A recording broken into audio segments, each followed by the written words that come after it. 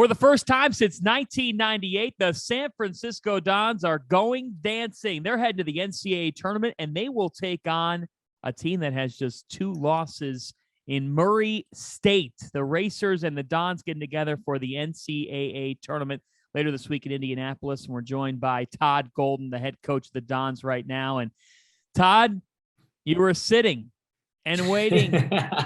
Relive your selection Sunday, that hour with us here. Tell us what it was like for you.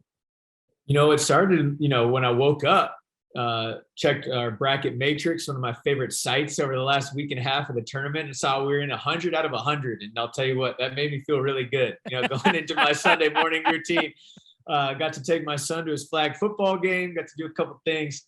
But shoot, man, 3:00 hit out here on the West Coast. The selection show started. We had our administration did a really good job with our selection show. We had a big crowd of probably over 1,000 people here.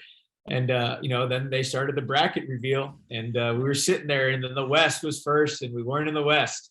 And then came the South, and we weren't in the South, and we were sitting there.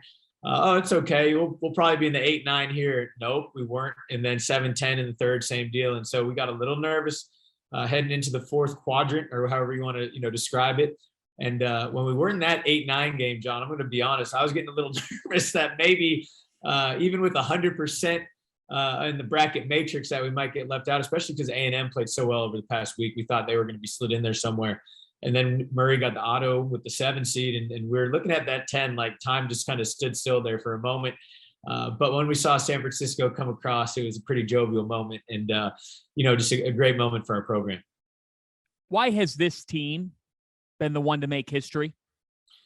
Where should I start? First of all, our backcourt, Jamari Bouye and Khalil Shabazz, I'd take them and I'd put them up against any backcourt in America. To be honest, they're special young men, older kids that have had a lot of success at this level.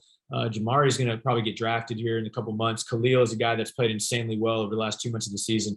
And they're the type of guards that you just feel like going into any game that you have a chance to win.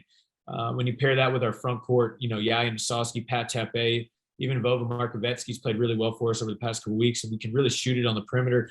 We're just a really good, deep team, John, and we've been doing it all year. And, I think with our experience and because we're multidimensional, we have the type of team that can make a little run. I love hearing you say you looked at bracket matrix, and I've heard you on podcasts before, and you talk about the analytics side of the game.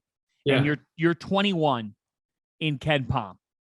Yeah. So what exactly goes into just your studying of the game, and how, to what extent, even in season, are you looking at, here's where we stand versus these other teams, here's what's happening here? Because sometimes coaches will say, my team's my team, we're out on the floor. Right. I get that, Todd, but I understand there's a difference there. You are looking at what's happening, especially when you're out of San Francisco. Yeah, you hit it on the head. I think it's different for every coach, right? Depending upon where they're at and where their program is. And for us, I've said it to a lot of people since last June 15th, when we started our summer program. We thought we had the type of team that could make the tournament as long as we got everybody on the same page and playing together and playing unselfishly. And we've been able to do that, which is a credit to our student athletes more than anything for sacrificing. But I'm addicted to this stuff, man. I'm on Ken Pom every day. I'm on Bart Torvik is the side I look at and spend a lot of time on. Obviously, once the net started being updated on a daily basis, KPI, strength of record, all these different metrics, so to speak. First of all, I like it. It makes sense to me. I can kind of analyze the data relatively well and get a good understanding of where we're at. But after every game, we kind of wait for Ken Pom to update because we want to see how many spots we jumped, or if we didn't play well, how much we fell.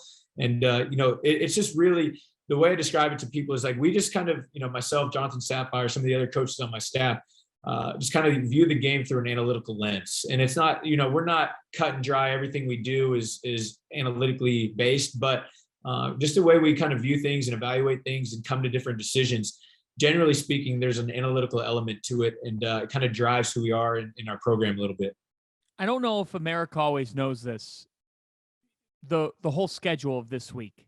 Like, yeah, they're gonna flip the channel on Thursday night after Kentucky plays St. Peter's, and they're just gonna start watching you play Murray State without any sort of recognition, at least most people, of what this week is. Give us a Yeah. taste of the schedule here and what you're going through with your group. It's funny you ask because we actually had a great practice just now. We had a great day. And so our Monday was pretty standard, but as of right now is when it starts getting really wild. We don't even know what time we're leaving yet. We're still waiting to hear and what time our flight is tomorrow. So it's hard to plan too far ahead in regards to practice tomorrow and what we're doing. But, my message to the guys, I was fortunate. I got to play in 2 NCAA tournaments for Randy at St. Mary's. And I just remember how fast it went. We weren't able to win a game. And so as soon as that game's over, you're basically packing up, going home, and you get back and you realize just how quickly it all happened. I want to make sure our guys enjoy the moment, and hopefully we can play into the weekend and then make some noise and then play into the Sweet 16. But, with that being said, I want to make sure our guys just kind of soak it all up. We'll have an open practice on Wednesday in Indianapolis. That's going to be an awesome experience. There's going to be a lot of people there to come, watch these 8 clubs, get their 40 minutes on the floor. And, it's just a really special moment, one that we're going to take advantage of.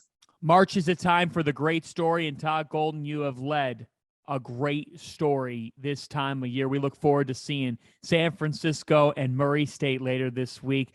Good luck to the Dons, Coach. I appreciate you for having me, John. Good catching up. Talk to you soon, brother.